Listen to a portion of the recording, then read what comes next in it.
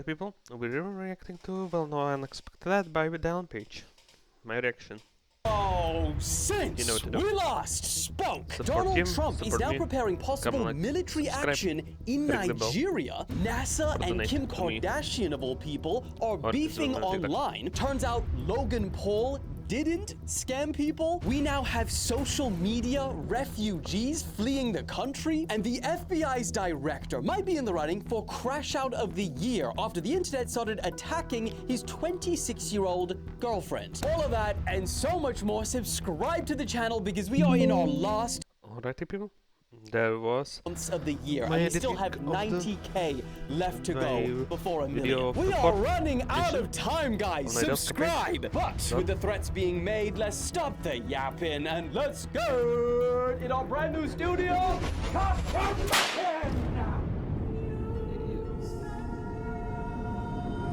well, what? Okay, how do we not kick off today with this? Donald Trump has just ordered the Department of War to prepare for possible action in Nigeria, of all countries. And you want to know why? Well, let's get into it. In a recent post, he claimed that there is an ongoing Yeah, an ongoing threat. Yeah, that's not really good. You know what?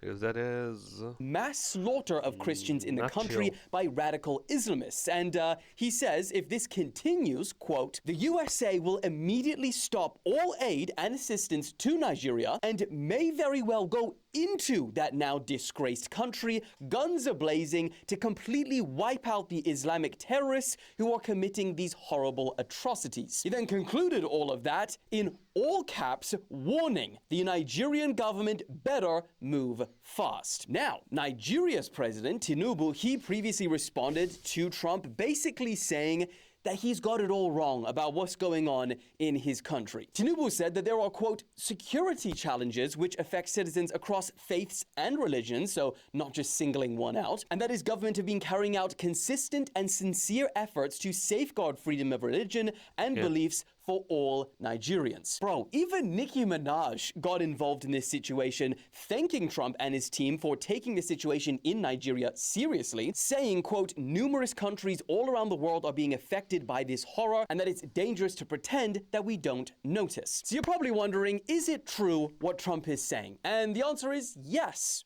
Partly. According to the United Nations, a 2021 report by the U.S. Commissions on International Religious Freedom and independent analysis, thousands of Christians in Nigeria have been killed. But here's the nuance. So have Muslims, and so have those who are not religious at all. And I'm not just saying like, oh, these are just random things that I know. They are targeted. You see, Nigeria's population of around 220 million, they're almost perfectly split equally between Christians and Muslims. And the group which is most often cited carrying out these attacks, and not just the only ones, but the most cited ones, is a group called Boko Haram. Now, for those who are unfamiliar, they are a jihadist militant organization with the goal of establishing an Islamic state under Sharia law. Now, they have specifically targeted Christians for their faith, but they have also targeted Muslims as well for not being Muslim enough. They also have targeted police, military, and the government. According to the United Nations, they have killed more than 40,000 people and displaced more than 2 million since 2009. Donald Trump has now placed Nigeria alongside North Korea, Russia, Saudi Arabia, Iran, Pakistan, and China on a list of countries of particular concern due to violations of religious freedom. This, which I must add, is something that Nigeria's president firmly disagrees with. But the question to you guys is Trump right or correct for doing this or not? Because at least since he has addressed this, I've seen so much reporting on it. So at least it's raising awareness of the situation. So let me know your thoughts in the comments, but for now, moving on. Okay guys, we yeah, that is have to talk about the FBI director and his girlfriend whole situation because it is truly insane. So, it all started when information leaked from the FBI that its director, 45-year-old Kash Patel, used a $60 million private government jet to go watch his 26-year-old girlfriend sing the national anthem at a wrestling match.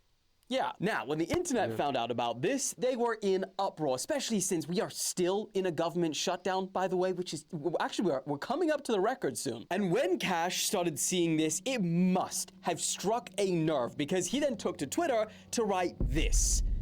It's pretty hefty. He said that the uninformed internet anarchists are spreading baseless rumors and that going after people in his personal life is a total disgrace. He said that the disgusting attacks against his girlfriend, Alexis, are beyond pathetic. And that she, Alexis, has done more for this nation than most will in 10 lifetimes. And she's only 26 years old, so she's done a lot so far, apparently. He called her a rock-solid conservative and a country music sensation, which I guess when you look at the numbers, it's open for interpretation in what do you mean? I told you this is a wild crash out. He said that it's a blessing to have her in his life and that attacking her isn't just wrong, it's cowardly and jeopardizes our safety. Bro, the crash out got so intense that he even started turning on the brothers, the allies. He said that, quote, and to our supposed allies staying silent, your silence is louder than the clickbait haters. God damn, bro is pissed. But here's the thing, it gets even crazier because we thought that maybe this was the most of it, the angriest he can get. No, because information started coming out today and reports state that Cash grew so outraged by the news stories about his private jet use that the head of the FBI's critical response group, which is responsible for overseeing all of the agency's private jets, has now been fired. To make it even crazier, this guy had worked at the FBI for 27 years, survived through so much, but didn't survive the Cash crash out. Now, to be fair and give you the other side, the FBI's Assistant Director of Public Affairs, he defended Cash, saying that FBI directors, they're actually mandated to travel on government planes, even on personal travel, saying technically they're banned from flying commercial, so he couldn't fly commercial even if he wanted to. And they also said that Cash apparently pays an upfront reimbursement on all personal travel. So I guess the question is for you guys, was this crash out fair? Was it fair for him to be angry about this whole situation? Or was it wrong for him to use the private jet? Let me know your thoughts in the comments. Moving on. Also, since we last spoke, NASA have started beefing with none other than Kim Kardashian. What a timeline we have stepped in, huh? And this is because in a recent episode of The Kardashians, which, side note, still going. That's gotta be some sort of record for reality TV. She said that she is convinced that the... Well, yeah, obviously. Obviously, this is because moon of landing the is fake. I'm sending you, she like, said. so far, a million Yeah, I already reacted interviews it with with both the Buzz Asman. Aldrin and the other one. It was This not girl good. says, what was the scariest moment? And he goes, there was no scary moment because it didn't happen. It could have been scary, but it wasn't because it didn't happen. So he's gotten old and now he like slurs on his thing. Yeah. Dude. Yeah. So I think it didn't happen. I center conspiracies all the time. Also, later in that same episode, the producer asked her about the whole moon landing situation and what her thoughts were, and she doubled down. She said that she doesn't believe it's fake, and then she she even said, go to TikTok, see for yourself. And I know that's meant in jest. Yes, jest, but come on. Yeah. Let's not act like for a second we all don't go to TikTok. And there's some good shit on there too. Now, I'm pretty sure that we have spoken about this before. I can't remember what was it about, but it was about Alex and the moon landing. And I just want to state very clearly right now, for all the empire to hear, Alex and Kim Kardashian, they share the same opinion, I believe. I think. Alex, are you a denialist or a questionist? Pretty sure you're a denialist. No.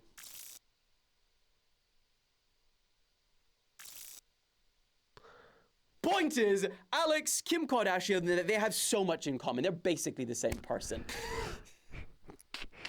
Now, what actually makes this story interesting is that NASA themselves responded to Kim Kardashian. Their acting administrator, Sean Duffy, said on X, "Yes, at Kim Kardashian, we've been to the moon before, 6 times." And then it continued, "Even better, NASA Artemis is going back under the leadership of," and then the President of the United States. "We won the last space race, and we will win this one too." But here's the thing Yeah, with that, that's like, bro, quite a AI question. is so convincing Russia, nowadays. Soviet Union did get to the orbit first, get the first dog They're out. never gonna They'll beat literally the allegations. I'm is that sorry, the even if you do it in original was- 2026. But I mean, the thing is, just the humans. fact that a government And then they could agency win like space NASA result is with now the getting involved in question mark. internet shenanigans is. What is 2025 at this point? What do you stand for, huh? Now, Kim Kardashian then responded to NASA, totally skimming over the claims of, saying that the moon landing was fake. And she said, "Wait, what's the T on 3-Eye Atlas now?" Oh, God. 3-Eyed Atlas is not a rabbit hole that we're going into today because Alex, he is deep enough for the entire empire combined on this subject. The amount of bookmarks that Alex has bookmarked for me to look at is disturbing on this subject. And so, as an alien denialist myself, yes, coming out the closet on that one, alien denialist, Alex, I know you've been frothing at the mouth for me to cover this one, but I want to look in your eyes and say, moving on! Also, remember about 2 years ago when CoffeeZilla made that 7-part video series which accumulated tens of millions of views on Logan Paul, the crypto zoo scam? Well, if you do remember it, well done, you're on track. If you don't remember it, well, that basically ended in a class action lawsuit against Logan, which essentially alleged that he scammed his investors by buying into his NFT project, and he deceived them, and all of those sorts of things, right? And let's be honest, for a while now, everyone kind of thought, yeah, bro's cooked. Bro's cooked for sure. CoffeeZilla, that guy he's very convincing with the way he's detailed. But despite fighting that lawsuit for many, many months now, over the weekend, TMZ reported that a judge has officially dismissed that case, stating that the plaintiffs, you mean the person, the people suing, failed to link Logan directly to their alleged losses. Now, Logan's attorney, Jeff Nyman, told TMZ that no reasonable juror could find Logan's statements misleading or fraudulent. It was kind of one of those where you end off with, who would have thought, But there you go. Moving on. Also, speaking about social media drama. Yes, yeah, I'm not sure about that. Say that, we have got our first social media refugees. I wonder if this is going to become an uptick of a thing as countries, crack down on social media. Because this family, who all make content in one form or another for themselves, they are leaving Australia and moving here to the UK because in December, and if you haven't heard about this, crazy, but Australia is banning social media flat out for everyone in the country under the age of 16. And just think about all the different things you can do at the age of 16. Well, you can't go on social media. Now, let me just tell you guys that this is a pretty intense law. In fact, it's often described as the world's first, the first of its kind. No other country has tried to do something like this. It'll essentially mean that next month, all social media companies that operate in Australia, we're talking Facebook, Instagram, X, Snapchat, TikTok, YouTube as well. Any of you that are under the age of 16 watching this video right now in Australia, I might not see you next month. Everyone, for the fallen soldiers in Australia. Yeah. Big one for you. I wish I could pour something out for you. I can't. Anyway, all of them will have to take reasonable steps to remove and prevent those under the age of 16 from entering their platform. This also means deactivating their accounts of those under the age of 16 from their platform, like they never existed. Goodbye. And if those social media companies don't, well, they face fines of $50 million. Wham! Now, back to the social media refugees fleeing to the UK. Fleeing is a harsh word, but it's true. The daughter in this family, she's only 14, and I would arguably say that she's kind of like the main face of it. And she, essentially, next month, wouldn't even be allowed to be on social media, let alone being the face of a YouTube channel that has over 1 million subscribers. So they decided, I mean, it makes sense, let's moved to the UK. I think they have dual citizenship, so for them it's pretty easy. But, I mean, let me just warn them, if you come into the UK, you will have to get ready to present your ID or your face if you want to go on anything online, really. And then also soon prepare for digital ID. We in the UK have our own laws, okay? But speaking about age verification and presenting your IDs, it really calls into question how the Australian government is actually going to enforce this social media ban. Because, the only other parallel that we could draw is here in the UK when they passed their Online Safety Act. Because now, trying to prevent, the children from seeing any sensitive content online, everyone, including if you're like 60 years old, you would have to prove your age by submitting, face scan, ID. So the question is, does that mean in Australia, will you have to, present your ID to prove that you're old enough to go on TikTok or Instagram? I'd like to know how they do it, and that's the crazy part. It is next month, yet the Australian government still haven't confirmed how they are going to enforce this. And this is one of the main reasons why this social media creating family, the Empire family, that's what their name on social media is, left or leaving the country. So it's interesting to see things like this slowly trickling out the woodwork. But let me know what you think. Are we going to see many more social media refugees in the years to come, or not? Let me know your thoughts. Moving on. Speaking about those UK laws, though, hope you're ready for this one, Alex. The Hub, and I think we all know what the Hub is at this point, has officially given the first numbers since the Online Safety Act has been introduced in the UK, and it is staggering. The amount of UK visitors to that website, which is the most popular one in the world, is now down 77% compared with July.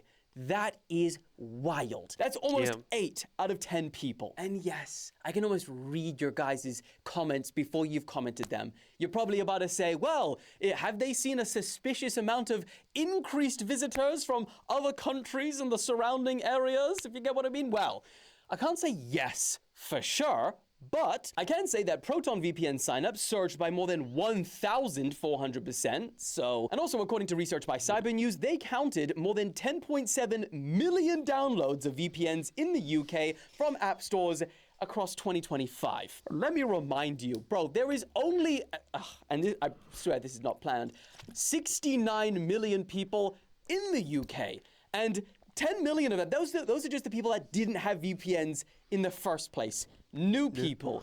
That's a lot. But in saying all of that, I am certain that, these new laws have had a very meaningful impact on how many people have gone on these websites since it's been passed. Because let's be honest, it's human nature. When anything is made more difficult to access, you kind of fall off a little bit. The same way that if you go on a website and they make you manually fill in your credit card details, you start questioning, do I actually need this product? I can tell you firsthand, the amount of impulse purchases that has saved me from is a lot. Anyway, let me know your guys' thoughts are on this in the comments, but moving on. And lastly, this one I thought was wild. Michael Jackson has just been named, again, the highest earning dead celebrity of the year. Shocking for 2 reasons. The first reason, why does this category even exist? Forbes, biggest pocket watchers of the year, that should be an award for you. I mean, don't get me wrong, it's very interesting, but, Forbes, don't we cut, maybe we'll stop at death? I think that's a good place to stop. And secondly, it's shocking because Michael Jackson earned an estimated $105 million over just the last year, which is more than any other late icon by a wide margin. And the thing is, most of this money actually came from deals from big companies like Sony Music buying and selling his songs, which triggers another wild thought that people are still fighting over the things that you made when you were alive, even after death. And that's not good. What a nice way to end the video. That's not really nice. And that is where I believe we... Yeah, that's not a good way. But things happen. So come subscribe, ring the bell, or donate to him, to me. Or you can donate to yours truly. Ways to down description down below. Either my PayPal or my bank account number. Or you can support me on TikTok. Or you can come and subscribe here. Ciao peeps.